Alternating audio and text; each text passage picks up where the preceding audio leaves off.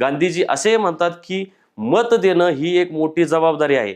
जबाबदारी ही काही तपश्चर्येशिवाय फुकट मिळाली तर त्याची किंमत वाटत नाही.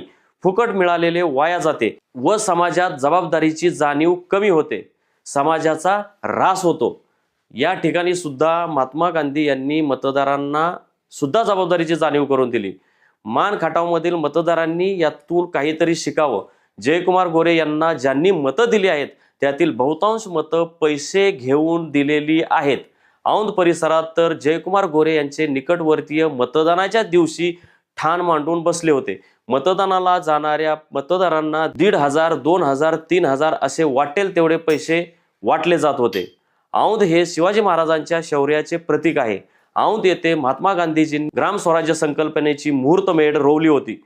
भगवानराव पंतप्रतिनिधी यांनी स्वतः, त्यांच्या पूर्वजांनी आणि त्यांच्या उत्तराधिकाऱ्यांनी औंधमध्ये सुसंस्कृतपणा, लोकशाहीची मूल्ये, माणूसपण टिकवण्यासाठी अहोरात्र मेहनत घेतली होती. पण जयकुमार गोरे यांनी या औंध संस्थान व मान खटावमध्ये दहशत, हिंसा, दमदाटी यांचा आधार घेत शिवराय, महात्मा गांधी व पंतप्रतिनिधी यांच्या कार्याचं वाटोळं करून टाकले.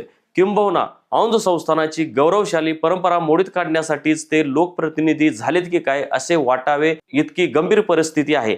एवढंच नाही तर जयकुमार गोरे यांनी पंतप्रतिनिधी यांच्या उत्तराधिकाऱ्यांवर खालच्या पातळीवर जाऊन टीका करण्याची सुद्धा किमया केलेली आहे.